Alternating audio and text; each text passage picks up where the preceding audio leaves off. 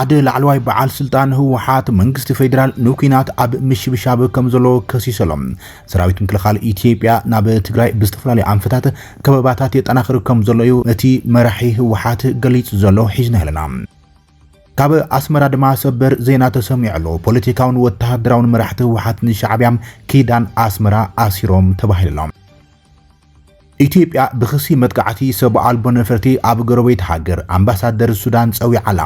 ኣብ መንጎ ሱዳን ኢትዮጵያን ዝተፈጠረ ከቢድ ወጥሪ ሕዝቡ ተጠናኺሩ ይቕጽለሎም ብዛዕባ እዚ እውን ሒዝና ኣለና። አሜሪካ እስራኤልን ኣብ ልዕሊ ኢራን ሙሉእ መጥቃዕታት የካይዳ አንስሎም እዚ ከምዚ ንከሎ ኢራን ኣብ ልዕሊ መርከብ ነዳዲ አሜሪካ ከቢድ መጥቃዕቲ ፈጺማ ኢራን ካብ ሃገራት ወሽመጥ ባሕሪ ዓረብን ማእኸላይ ምብራቕን ሓሊፋም ኣብ አዘርባይጃንን ቱርክን እውን መጥቃዕታት ሚሳይል ከም ዘካይደ ተገሊጸሎም አሜሪካን እስራኤልን ኣብ ኢራን ለውጥ ስርዓት ምክያድ ወፍርታት የካይዳ እንተልየን ቴህራን ኣብ ልዕሊ እስራኤል ኣብ ማእከላት ኒውክሌራዊ ጸዓታት መጥቃዕቲ ከም ትፍጽም ኣፈራሪሓላ። ካብ ትግራይ ሆራይዘን ሰብስክራይብ ላይክ ሼር እንዳገበርኩም ዜናታትና ክትከታተሉ ንዕድመኩም ኣብ ዘለኹሞ ሰናይ ምክትታል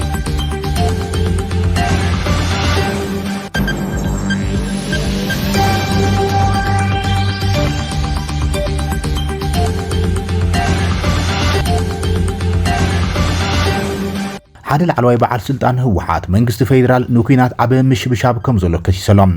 ሰራዊት መንግስቲ ኢትዮጵያ ካብ ኩሉ ከባቢታት ኢትዮጵያ ናብ ኣንፈት ትግራይ ይግስግስ ከም ዘሎም ትግራይ ብሰራዊት ፌደራል ተኺባ ከም ዘላም ምክትል ኣቦ ወንበር ህወሓት ኣቶ አማኒኤል ኣሰፋ ንአጃንስ ፍራንስ ፕሬስ ገሊጾሎም መንግስቲ ፌደራል ንኩናት ይሸባሸብ ከም ዘሎ ዝገለጸ እቲ በዓል ስልጣን እቲ ኩነታት ኣብ ሰሜን ሃገር ሓዱሽ ቅልውላው ከላዕል ቀሪቡ ምህላው ስክፍታት ከም ዝተለዓለውን ገሊጾሎም ኣብ ዝሓለፉ ሰሙናት ብበዝሒ ሰራዊት መንግስቲ ኢትዮጵያ ኣብ ደቡብ ክልል ትግራይ ከም ጸንሐም ኤጀንስ ፍራንስ ፕሬስ ሓቢሮሎም ሓይልታት ትግራይውን አቡ ዓስክሮም እዮም ዝርከቡ ይብል ጸብጻብ ቀዳማይ ሚኒስትር ኢትዮጵያ አብይ አሕመድ ኣብ ቀረባዋን ምስ አገልግሎት ዜና ኢትዮጵያ ቋንቋ ትግርኛ ኣብ ዝገብረ ቃለ መሕተት ኣብ ትግራይ ዝጀመር ኩናት ከም ዘለ ከረጋግጸልኩም እደሊ ኩናት ክንጅምር ዕላማ ከም ዘይብልና ህዝብና ክፈልጥ ይግባእ ክብል ተዛሪቡ እንተኾነ ግን ይብል ቀዳማይ ሚኒስትር አብይ ኣብ ሰፊሕ ወተሃደራዊ ምድላው ከም ዘሎ ዝገለጸ ህወሓት ወተሃደራዊ ጥቃዓት ኣብ ልዕልና እንተፈጺሞም ከምቲ ኣቀዲሞም ዝሓስብዎ ዝነበሩን ዝፈልጥዎን ዘይኮነም ሕዚ ውሕጅ ጥራይ ክወስዶም ዝኽእል ክብልዩ ኣጠንቂቆም ትግራይ ብመሰረት እቲ ኣብ ደቡብ ኣፍሪቃ ከተማ ፕሪቶሪያ ዝተበጽሐ ስምምዕነት ሰላም ካብቲ ናይ ክልተ ዓመታት ኩናት እፎይታ ክትረክብ ኣይከኣለትን እያ ዘላ። ካብ ኣስመራ ድማ ሰበር ዝተባሃለ ዜና ተሰሚዑ ፖለቲካውን ወተሃደራውን መራሕቲ ህወሓት ንሻዕብያን ኪዳን ኣስመራ ዝተባሃለ ውዕሊ ኣሲሮም ተባሂሎም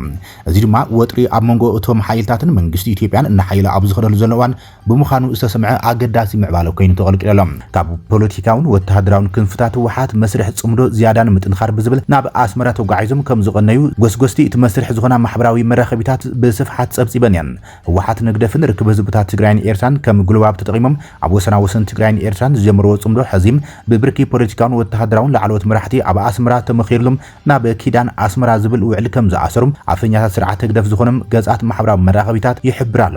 ከም ሓበሬታ እተን ብህግደፍ ዝዝወራ ገጻት ማሕበራዊ መራኸቢታት እንትኾይኖም ሰብ መዚ ህወሓትን ኣዘዝቲ ሰራዊቶምን ናብ ኣስመራ ተጓዒዞም ከም ዝቐነዩ ጽምዶ እሱር ኪዳን ከም ዝበጽሑ ሓቢሮም ኣሎም ህወሓት ኣብ ዝተፈላለዩ መድረኻት ብዛዕባ ምስ ኤርትራ ዝግበር ጽምዶታት እናገለጸ ይቀንዮም ገለ ላዕለዎት ኣዘዝቲ ሓይልታት ትግራይ እውን እንትኾነ ኣብ ወተሃደራዊ ጽምዶ ህወሓት ንግደፍን ዘሎ ርክባት ክጠናኽር ከም ዘሎ ክዛረቡ ተሰሚዖም እዮም ኣብ ከተማ ዓድዋ ኣብ ዝኻይደ መበል 130 ዓመት በዓል ዓወት ዓድዋ ተረኺቡ መድረ ዘስምዐ ኣቦ ወንበር ህወሓት ዶክተር ደብረጽዮን ገብረ ሚካኤል ጽምዶ ኣማራጺ ዘይብሉ ኣማራጺ ክብል ድማ ገሊጹ እዮም ብኻልእ ወገን ኣብ ቀረባ ካብ ላዕለዎት ኣመራር ሓይልታት ትግራይ ዝኾነ ገብረ ዓድየት ብግልጺ ብዛዕባ ታሪኻዊ ርክባት ህግደፍን ህወሓትን ጠቒሶም ብዛዕባ ትሕዚ ዝምዕብል ዘሎ ርክባት ጽምዶውን ኣብ ሓደ ዝተዳለወ መድረኽ ኣንፊቱ ነይሮም ንሱ ሰራዊት ኤርትራ ኣብ ትግራይ ጆኖሳይድ ከም ዝፈጸመ ብምእማን ድሓር ግን ምስ ወጸም ምስ ሻዕብያ ክንተሓተት ኢና ሕጂ ግን ኣብቲ ምሕዝነት ክነተኩር ክንግደድ ኢና ኢሉ ነይሮም ጽምዶ ህወሓት ንግደፍን ብእንዳ ህወሓት ካብቲ ዝግባእ ንላዕሊ ክስመረሉ ዝጸንሐ ኮይኖም ይኹን እምበር ብዛዕባ ጽምዶ እዞም ክልተ ሓይልታት ብላዕለዎት ኣመራርሓ ስርዓት ህግደፍ ብዕሊ ክውግዕሉ ኣይተስተውዓለን እዮም ህግደፍ ንጽምዶ ምስ ህወሓት በተን ብድሕሪት ዝዝውረን ኣፈኛታቱ ዝኾና ገለ ማሕበራዊ መራኸቢታትን ብገለ ነጥፍቲ ማሕበራዊ ሚድያን ጥራሕ እምበር ብግልጺ ኣብ ዕላዊ መደባቱ ክገልጾ ይተራእየን በዚ ድማ ብወገን ትግራይ ዘለዎ ኤሊታት ፖለቲካ እቲ ጽምዶ ብክልቲኡ ወገን ኢራን ዘሎ ስምዒት ተማሳሊ ከም ዘይኮነ ብጥርጣረም ክጥምትዎ ኣገዲድዮም ብኻልእ ወገን ካብ ኣመራርሓ እቲ ኣብ ትግራይ ተፈንጭሉ ዝተረፈም ውድብ ባይቶና ዓባይ ትግራይ ዝኾነ ኪዳነ ኣመነም ካብ ወገን ትግራይ ብዛዕባ ጽምዶ ብዓውታ ካብ ዝዛረቡ ዘሎም ፖለቲከኛ ትግራይ ሓደ ኮይኖም ብግልጺ ደፊኡ መጽሎም ኪዳነ ኣመነ ኣብ ሰሙን ዚ ናብ ኣስመራ ተጓዒዙ ምስቲ ኣፈኛ ስርዓት ግደፍን ዋና ተዋሳኢ ጽምዶ ህወሓትን ግደፍን ዝኾነ ኣብ ወልሲዒ ተራኺቦም ከም ዝራረበ ገሊጽዮም ኪዳነ ኣመነ ኣብ ወተሃደራዊ ጽምዶ ክልቲኦም ሓይልታት ዝጠንከረ ርክባት ኩሉ ከም ዝግባም አንጻር ስርዓት ብልጽግና ቃልሲ ብጥምረት ንኽካይድ ዝጉስጉስ ዘሎ ትግራዋይ ፖለቲከኛ እዮም ኪዳነ ኣመነ ሎሚ ድማ ነታ ኣብ ኣስመራ ምስ ኣብ ወልሲዒ ዝተሰኣላ ኣብ ማሕበራዊ ሚድያ ፌስቡክ ብምጥቃም ንስዕብ ሓሳብ እዩ ኣካፊሎም ካብ ሕዚ እንዳሓር ኣብ ዓለም ሙሉእ ዘለና ተጋሩን ኤርትራውያንን ጠስምን ድልኽን ኮይና ክንሰርሕ ይግባእ ንወዲ በሻሻ ክንሕጉሲናም ሓውን ሓሰርን ኮይና ኣይንቕጽልን ጠስምን ድልኽን ንኾን ስመር ንመዓራርም ህልውናና ነረጋግጽ ክብል ይጽሒፉም ነቲ ምስ ጽሑፍ እዚ ኣተሓይዙ ጠቂዕዎ ዘሎ ስእሊ ድማ ን4 ኪሎ ሕማም ርእሲ ናይ ጎኒ ውግኣት ቁርፀት ከብድን ዝኾነ ስእሊ እዩ ከምቲ ኣወል ዝበሎም ኣብ ኣፍሪካ ኢና ተራኺብና ክብል ድማ ብኹርዓት ክገልጽ ተራእየሎ ኪዳነ ኣመነም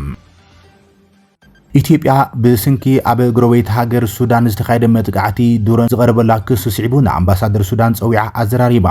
ሚኒስትሪ ጉዳያት ወፃኢ ኢትዮጵያ ኣብ ኣዲስ ኣበባ ኣምባሳደር ሱዳን ፀዊዖም ድሕርቲ ብካርቱም ኣብ ልዕሊ መሬት ሱዳን መጥቃዕቲ ሰብኣዊ ኣልቦ ንፈርቲ ካብ ኢትዮጵያ መፅኡ ዝብል ክሲ ዝቐረበ እዩ ስጉምቲ ሚኒስትሪ ጉዳያት ወፃኢ ሱዳን ኢትዮጵያ ኢዳ እትያ ኢሉ ብምኽሳስን ሰብኣዊ ኣልቦ ንፈርቲ ካብ መሬት ኢትዮጵያ ናብ ሱዳን ብምታው ኣብ ውሽጢ ሃገርን ዝርከቡ ዒላማታት ወቂዕን ዝብል ክሲ ድሕሪ ምሃብ እዩ ብመሰረት ፀብጻብ ኣልጀዚራ ሓደ ናይ ኢትዮጵያ ዲፕሎማሲያዊ ምንጭም ሚኒስትሪ ጉዳያት ወፃኢ ነቲ ክስታት ሙሉእ ብምሉእ ከም ዝነፀጎም ንኣምባሳደር ሱዳን ከም ዝሓበሩ ብምዝኻር ኣዲስ ኣበባ ነቲ ሱዳን ካብ ውሽጢ ኢትዮጵያ ዝገብሮ ደገፍ ምልመላን ዓመፅትን ንምሽፋን ዝዓለመም ናይ ሓሶት ኣባህላ እዩ ክብል ገሊፆም ኢትዮጵያውን ኣብ ሱዳን ዘሎ ግጭት ብዝምልከት ናይ ገለልተኝነት መረገፂ ኣደጊማ ኣስሚራት እያ ጋዜጠኛን ተመራማርን ቀርኒ ኣፍሪቃ ቀይሕ ባሕርን ካልድ መሐመድ ጣሃ ኣብ መንጎ ሱዳን ኢትዮጵያን ዘሎ ወጥሪም ካብ ምልዋጥ ሚድያን ላዕሊ ዝሰገረ ይመስል ክብል ገሊፆም ታሃ ምስ ሬድዮ ዳባንጋ ኣብ ዝገብሮ ቃል ምሕተት ኣብ ሱዳን ክፍለ ግዛኣት ሰማያዊ ናይል ምምዝባል ዝሰዓበ መጥቃዕ ሰብኣዊ ኣልቦ ነፈርቲ ዝገልጹ ጸብጻባት ምስቲ ኣብ ውሽጢ ግዛኣት ገዚራም ወተሃደራዊ ኣሃዱታት ኢትዮጵያ ተራእዩ ዝበሃሉም እቲ ኩነታት ቀሊል ምልዋጥ ክስታት ዘይኮነስ ዘይተኣወጀ ምግጣም ከም ዝመስል ገሊፆም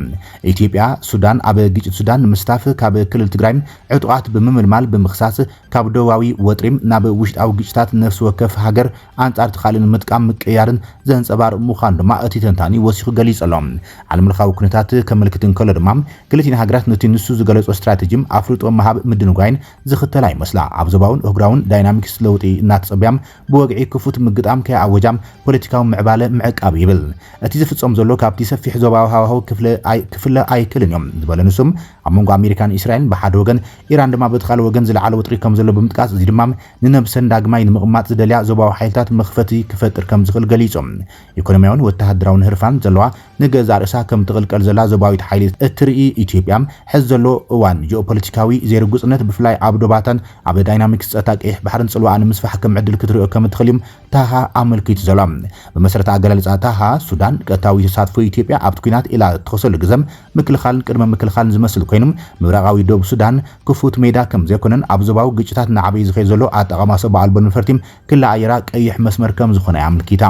ኣብ መንጎ ሱዳን ኢትዮጵያን ዝፍጠር ዝኾነ ይኹን ምብራኽ ኣብ ዞባ ቀይሕ ባሕሪ ዘይርጉፅነት ክዕምቆ ከም ዝኽእል ጠንቂቖም ከምዚ ዓይነት ወጥሪ ወተሃደራዊ ምትእታው ስትራቴጂካዊ ካንሽላት ክውስኽን ኣብ ባሕራዊ ምጉዓዝን እግራዊ ንግድን ሓደጋ ክዕቢ ከም ዝኽእል ገሊጹ ኣሎ ጣሃ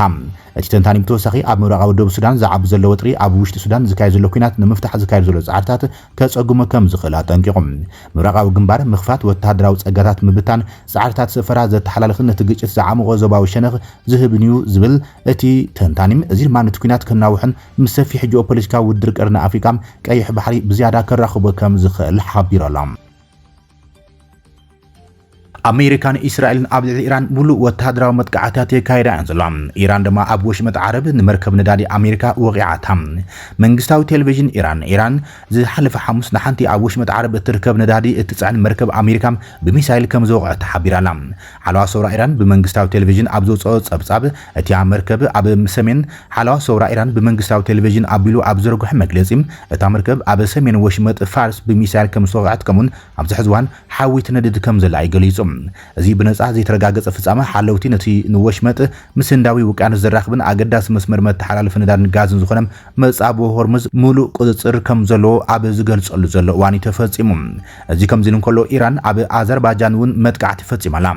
ኢራን ኣብ ኣዘርባይጃን ኣብ ዝርከብ ህጉራዊ መዕርፎ ነፈርቲ ናክቺቫን ብሰብ ኣልቦ ነፈርቲ መጥቃዕቲ ፈጺማትሉ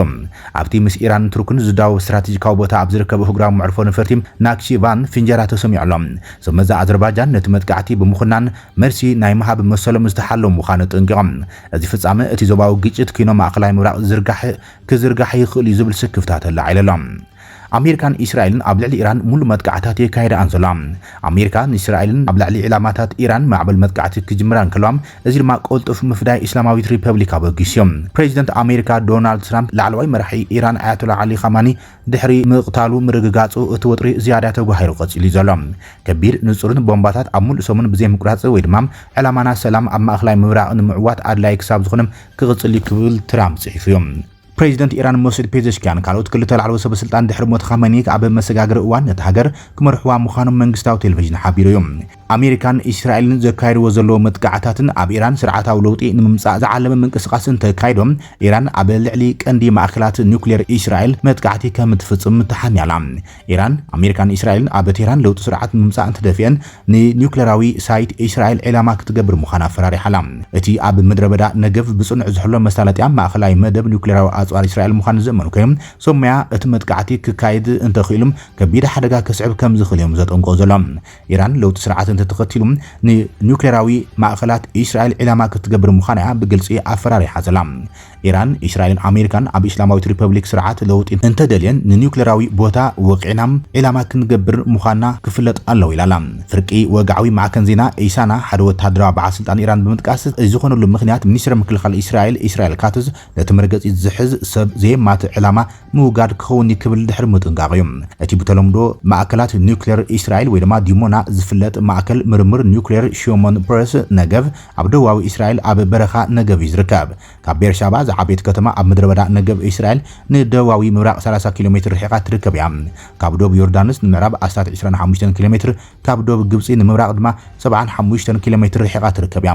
ዋላ ካብ ወግዒ ከም ማእከል ምርምር እንተተመዘዘም ፕሮግራም ኒውክሌራዊ ኣጽዋር እስራኤል ዝተዳለወሉ ማእከላይ መሳለጥያ ምዃኑ ይዝግለጽ ሓደ ካብቶም ብጽኑዕ ዝሕሎ ስትራቴጂካዊ ቦታታት እስራኤል እዩ